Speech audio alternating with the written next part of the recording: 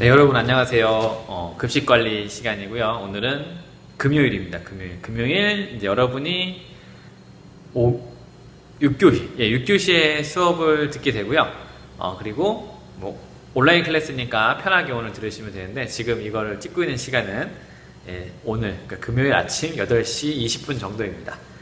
어제 갑작스럽게 이제 태풍이 이제 영향권에 오면서 전교생 1, 2, 3학년 전체가 이제 원격 수업을 했는데, 다행히도 강릉 지역에 크게는 피해는 없어서 여러분들도 피해는 없었길 바라고, 그렇게 많은 피해는 없었던 걸로 알고 있어요. 그래서 이제 다음 주에는 이제 1학년 여러분을 제가 특별한 일이 없는 한 이제 오프라인으로 만나서 수업을 이어서 갈 거고요. 2학년이 원격 수업을 진행할 거고요. 그렇게 진행이 됩니다. 참고로 알고 계시고요. 그리고 지금 지난 시간 수업을 아직 안 들으신 분들이 있어요. 이번 주에 급식 관리가 3번째 시간인데 아직 안 들으신 분이 있는데, 아마 출결 체크가 이것도 일주일을 주실지는 모르겠지만 다음 주 월요일, 그러니까 이거를 보시는 분들은 친구들한테 알려주시기 바라고, 저도 반톡에 남기겠지만 일요일까지는 모두 다 수강을 하시기 바랍니다. 이게 뭐 수강하는 게 시간이 엄청나게 많이 소요되는 것도 아니고 어려운 것도 아니기 때문에 그렇게 그렇게 수강을 꼭 하시길 바랍니다. 본인 폰이 없다면 친구 거라도 빌려서 하면 되니까 꼭 하시기 바래요. 자, 그러면 이번 시간은 대량 조리의 방법에 대해서 배울 건데요. 지난 시간에 뭘 배웠냐? 여러분, 지난 시간에는 대량 조리의 특징에 대해서 배웠습니다. 특징 5가지가 있었는데요. 한번 짚고 넘어갈게요. 지난 시간에 했던 거 짚고 넘어갑니다. 대량 조리의 특징, 대량 조리의 특성.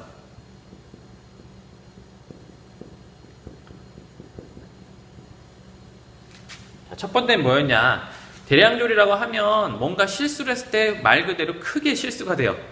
대량 조리이기 때문에, 대량을 하기 때문에. 그래서 첫 번째가 조리 종사원의 숙련도가 엄청 중요하다고 했어요.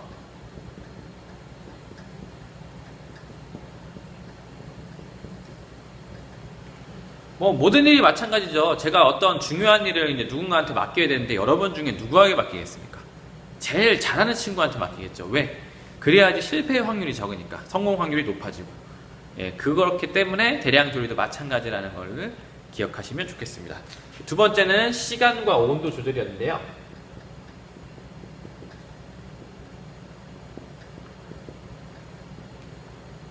자, 이거는 뭐랄까요? 소량의 조리도 마찬가지로 시간과 온도 조절이 상당히 중요해요. 하지만 대량 조리가 더 중요한 이유는, 대량 조리는 시간과 온도에 따라서 너무 크게 극명하게 차이가 날 수가 있어서 그렇습니다. 뭔 소리냐? 소량 조리를 연습했을 때처럼 요리를 한 다음에 불을 꺼놨는데 남은 열로 익는다, 막 이런 식이 될 수가 있어요. 그러니까 그런 거를 인식하고 조절해야 된다. 그게 바로 대량 조리의 특징 두 번째입니다. 그 세 번째는 생산량. 자, 생산량 조절인데요. 대량 조리는 한 번에 많은 양을 만듭니다. 그래서 정확한 계획을 하고 만들어야 돼요. 다시 말씀드리면 학교에서 급식하는 게 대량 조리예요. 대량 조리인데 계획 없이 만들어 볼게요. 그러면 어느 날은 밥이 부족하고 어느 날은 밥이 넘쳐서 남아 돌아서 버리고, 막 이런 식으로 왔다 갔다 한다고 하면 뭐죠? 다 낭비되는 거죠. 낭비가 되고 만족할 수 없고, 어느 날은 이제 밥이 부족하니까 막 항의가 들어오고, 어느 날은 밥이 너무 많아서 버리니까 그 예산적으로 마이너스고, 막 이런 식으로 왔다 갔다 하면 안 되겠죠. 그래서 생산량을 꼭 조절해야 된다. 이게 대량 조리의 특징입니다. 그리고 저번에도 말씀드렸지만 규정대로, 그러니까 레시피가 이거는 몇 그램 정도를 배식하는 거라고 레시피가 있지만, 이걸 애들이 너무 좋아한다 했을 땐 더 만들 수도 있는 거죠. 그래야지 식사하시는 여러분의 만족도가 높아지니까 그런 걸 다 조절하는 겁니다. 생산량 조절. 이게 세 번째였고요. 네 번째는 적절한 기기 사용. 자, 우리 학교에 선생님들까지 포함해서 대략 400명 정도가 식사를 합니다. 이 식사를 준비하시는 급식소에 일하시는 분들이 한 10명 이하죠. 그럼 한 명당 적어도 40명의 급식을 책임지게 되는 건데, 이렇게 많은 양을 한꺼번에 할 때는 반드시 기계를 사용해야 돼요. 반드시. 반드시 기계를 사용해야 되는데 적절한 기계를 사용해야 된다. 예, 이건 당연한 거죠. 400명의 식사를 준비하는 그런 급식소 조리실에다가 1000명분을 만들 수 있는 머신을 넣어놨다고 쳐볼게요. 그러면 낭비인 겁니다. 600인분을 더 만들 수 있는데 만들어봤자 버리게 되는 거죠, 이건. 예, 그렇게 되기 때문에 적절한 기계를 들여놓고 적절한 기계를 사용해야 된다. 이거를 꼭 기억하시기 바래요. 그래서 지금 조리실에서 이렇게 뭐 채 썰거나 하는 것들은 대부분 손으로 하는 경우는 없어요. 거의 대량으로 할 때는. 예, 그래서 이런 기계를 힘을 빌려서 이렇게 대량으로 조리할 수 있지, 개인이 모든 걸 채 썰고 모든 걸 작은 후라이팬으로 다 붙이고 이런 거는 정말 힘듭니다. 그래서 네 번째, 적절한 기기 사용. 마지막 다섯 번째는 분산조리. 자, 분산조리는 다시 설명드리지만 나눠서 조리하는 겁니다. 나눠서 조리를 왜 하느냐, 한 번에 만들면 편하죠. 만드는 사람 편한데 기계가 아니면 용량이 부족하기 때문에 300인분을 만들어야 되는데 100인분을 만들 수밖에 없는 용량의 기계가 있어서 3번 나눠서 할 수도 있는 거고요. 아니면 맛이 한 번에 만들었을 때 변질이 되고 너무 대량으로 만들수록 이 맛이 떨어진다 했을 때는 3번에 나눠서 할 수도 있고요. 이런 식으로 분산 조리를 할지 말지를 결정해야 되는 게 바로 대량 조리의 특징입니다. 소량 조리는 당연히 분산 조리를 할 필요가 없죠. 그냥 그때그때 만드는 것 자체가 어떻게 보면 분산 조리니까. 하지만 대량으로 만들 수 있음에도 나눠서 조리하는 거, 이런 것들이 보통 분산 조리라고 하거든요.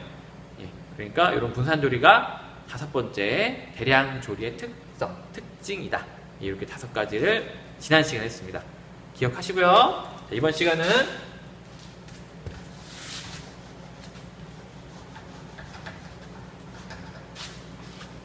대량 조리의 방법에 대해서 배워보도록 하겠습니다.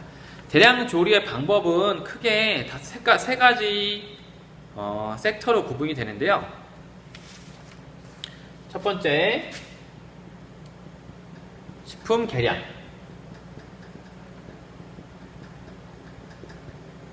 그리고 두 번째가 식품의 전처리.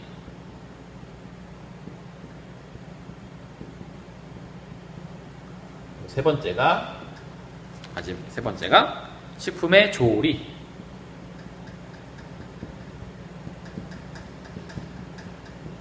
이렇게 대량 조리에는 3가지 섹터가 나뉩니다. 그래서 이 3가지 중에 오늘은 이 2가지를 다루는 시간으로 하고 다음 시간에 이어서 식품의 조리를 제가 이어서 하겠습니다. 자, 그러면 식품의 계량부터 해볼게요. 식품의 계량.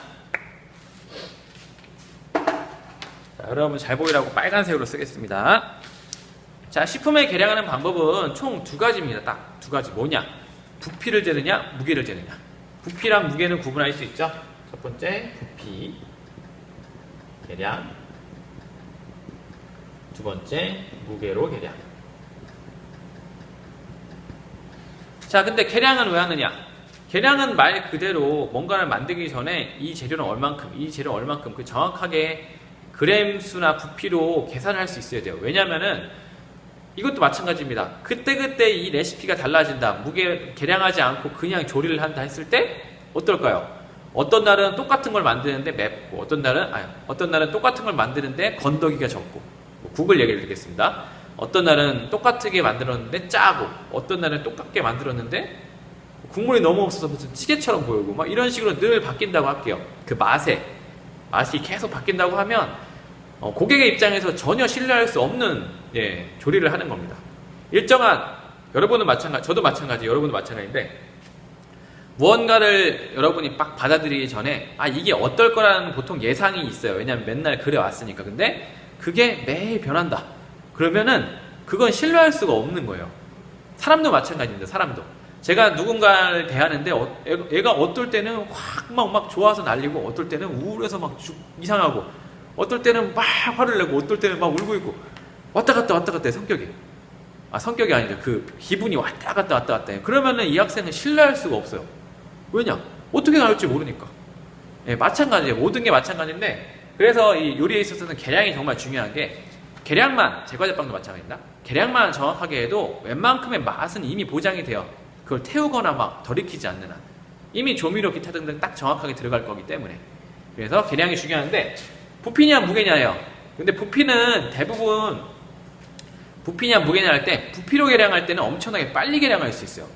예를 들어서 뭔가를 물을 계량한다고 할게요. 근데 부피로 그냥 5컵 넣으래요. 그럼 한 번, 두 번, 세 번 되도 5컵 넣으면 돼. 근데 무게로 할 때는 저울을 갖다 놓고 이렇게 재야 되거든요. 그래서 부피로 계량해야 되냐 무게를 계량해야 되냐 그 차이만 아시면 되고요. 부피는 이제 그리고 근데 대량으로 할 때는 대부분 부피보다는 무조건적으로 거의 무게로 계량을 합니다. 왜냐하면 무게가 훨씬 정확하니까요. 부피는 조금 다를 수도 있어요. 밀가루를 여러분이 제과제빵을 해보셔서 알겠지만 무게로 잴 때는 어차피 다 똑같은데 부피로 잴 때는 혹시라도 밀가루를 채를 쳐서 넣으면 밀가루가 거의 100ml 부피입니다. 100ml라고 했을 때 밀가루를 채를 치면 거의 110ml까지 늘어나요. 그 안에 공기가 포집되기 때문에. 그래서 그러면은 그러니까 전체적으로 품질이 달라지겠죠. 그래서 무조건적으로 무게를 계량해야 된다는 걸 첫 번째를 기억하시고, 두 번째 부피를 계량하는 거는 빨리빨리 할 수 있을 때 계량한다, 이렇게 알고 계시면 되겠습니다. 제가 들었던 예는 그 중국집에서 그 짜장 소스를 볶을 때 늘 똑같은 패턴의 양의 야채가 들어가는데 부피로 넣는다고 해요. 그게 뭐라죠? 바가지 플라스틱 채반 같은 거 있잖아요. 그걸로, 그러니까 1대 2대 2 뭐 이런 식의 부피를 생각해서 양파가 2일 때 호박이 1, 그다음에 뭐가 들어가죠? 고기가 1, 뭐 이런 식으로 부피로 탁탁탁 한다고 합니다. 그러니까 부피냐 무게냐 그런 거 기억하시고, 부피는 그렇게 어떻게 보면 대략적으로 부피를 계산해서 넣어도 비슷하게 나오긴 하지만 정확하게 부피를 계량할 때에는 그 단위수가 있는데 단위수를 여러분이 기억하셔야 되는데 책에도 나와 있습니다. 한 컵이 우리나라 기준은 200ml예요. 200ml. 이건 cc라는 거랑 똑같아요. 200cc. 이게 한국 기준입니다. 근데 한 컵이 외국 기준으로는요 240ml예요.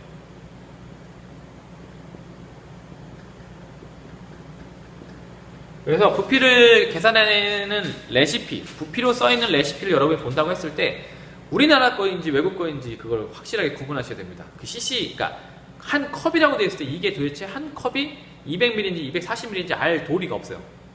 정확하게는 외국 거라고 했을 때, 외국 거랑 우리나라 게 막 혼동된다고 했을 때는. 그럴 땐 무게가 제일 정확한데 어쩔 수 없을 때는 외국 레시피니까 240 이겠거니, 우리나라 레시피니까 한 컵 이겠거니, 이런 걸 확실하게 확인하시고요. 레시피가 정확하게 써있는 블로그일수록 한 컵이 몇 밀리리터라는 것까지 써있고요. 아니면은 종이컵 한 컵입니다, 이렇게까지 확실하게 명시가 되어 있기 때문에 글을 잘 읽어보셔야 됩니다. 그래서 대량 조리 방법의 첫 번째 식품 계량은 부피나 무게 두 가지로 측정한다. 하지만 그리고 여기서 무게 측정이 가장 정확하고 부피를 측정할 때는 빨리빨리 측정해야 될 때 보통 부피를 쓰며, 부피를 쓸 때는 외국 건지 아니면은 한국 건지 그 부피를 정확히 아셔야 되고, 특히 소량 계량할 때 부피를 잰다, 이걸 아시면 되겠습니다. 자, 두 번째 식품의 전처리인데요. 식품의 전처리는 1번 씻고, 2번 다듬고, 잘못했네요, 죄송합니다. 다듬기, 씻기, 그 다음에 썰기. 글씨가 거의 안 보이네요. 죄송해요. 그냥 말로서 새로 쓰겠습니다.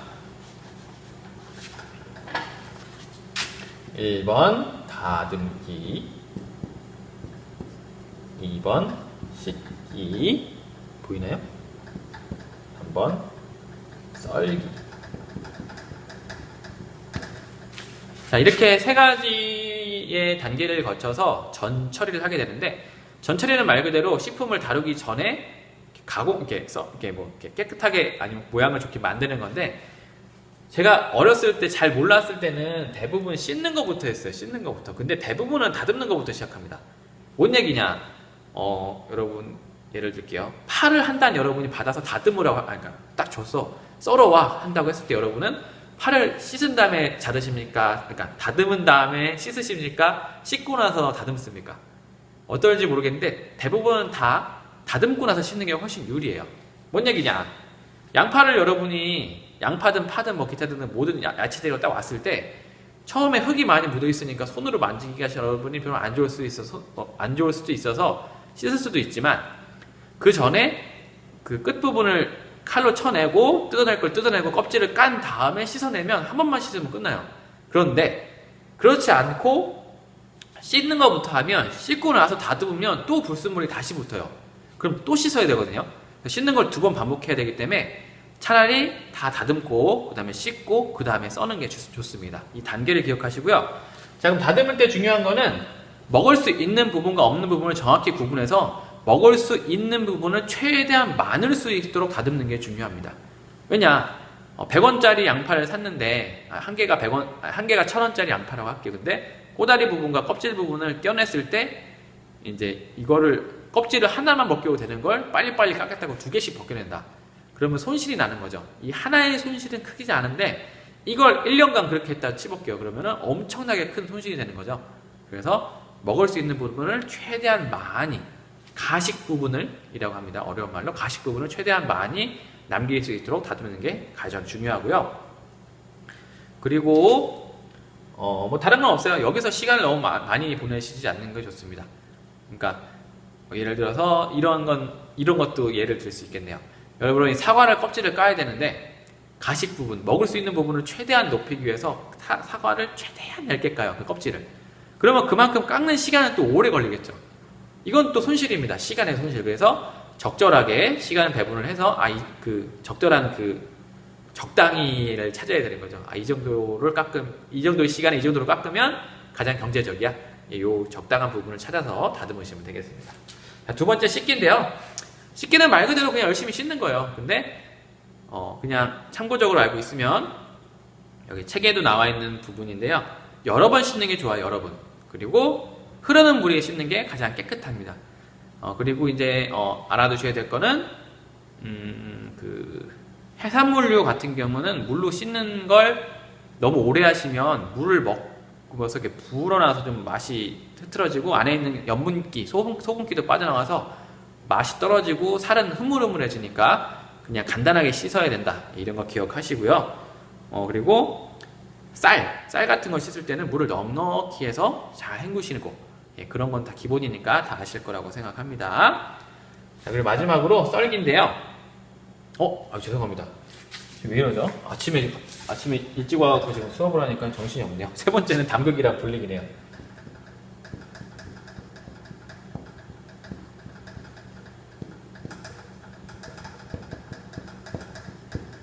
세 번째가 담그기랑 불리기, 그 다음에 썰기인데, 담그기랑 불리기는 말 그대로 쌀을 여러분이 불리거나 아니면은 콩 같은 걸 씻어서 넣고 불리거나, 담그는 경우는 그런 거예요. 그 쓴맛 같은 거 제거하기 위해서 도라지, 우엉, 그리고 고사리 이런 것들은 물에 좀 담가 놓으면 맛이 빠져나가요. 안 좋은 맛이. 이래서 담가 놔야 된다. 알아두시면 되고요. 그리고 미역도 담가서 불려야 되고, 뭐 건표 이런 것도 따뜻한 물에 불려야 되고, 이런 것들 미리미리 하셔야죠. 그래야지 썰기가 가능하죠. 마지막에 써는 이유는 그거예요. 여러분, 익히는 속도를 똑같이 그러니까 크기를 일정하게 잘라서 익히는 속도를 똑같이 만들어서 여러분이 어느 부위를 먹어도 똑같은 식감과 질감과 맛을 줄 수 있기 위해서 이렇게 일정하게 써는 겁니다. 익히는 속도를 정확하게 만들기 위함이죠. 그래서 가장 기본이 되는 거죠. 조리에 있어서 이것들이. 그래서 오늘 시간에는 여기까지 하고 넘어갈게요. 벌써 20분이 지나네요. 네. 자, 다시 오늘 배운 거 정리하고 마치도록 할게요. 대량조리 방법은 식품의 계량, 식품의 전처리, 식품의 조리 3가지 섹터로 구분이 되는데, 식품 계량은 부피나 무게로 계량해야 된다. 무게로 계량하는 게 제일 정확하며, 부피로 계량할 때는 소량을 계량하거나 빨리 계량할 때 사용한다. 그리고 계량 컵의 용량은 외국과 우리나라가 다르다. 외국은 240, 한 컵에 240, 우리나라는 200이다. 기억하시고요. 식품의 전처리는 다듬기, 씻기, 담그기와 불리기, 썰기 이렇게 4단계로 구분된다. 기억하시고, 다듬는 거에 가장 중요한 건 먹을 수 있는 부분을 최대한 많이 남길 수 있도록 다듬는다. 씻는 거에서 가장 중요한 건 여러 번 깨끗하게 씻는다. 담그기와 불리기에서 제일 중요한 건 그 식재료에 맞게 잘 담그고 잘 불려서 사용해야 된다. 썰기에서 가장 중요한 건 일정하게 썰어야 된다. 예, 이렇게만 기억하시면 되겠고요. 자, 주말 코로나 없이 코로나를 잘 피해서 잘 건강하게 지내시기 바라고, 다음 주에 오프라인으로 보면 식품의 조리를 이어서 이론 수업을 진행하도록 하겠습니다. 그리고 어느 정도 이론이 마무리가 되면 바로 사수령 평가, 수행 평가를 보도록 하겠습니다. 자, 그럼 이번 시간 여기서 마치겠고요. 즐거운 주말 보내시고요. 다음 주에 뵙겠습니다. 감사합니다.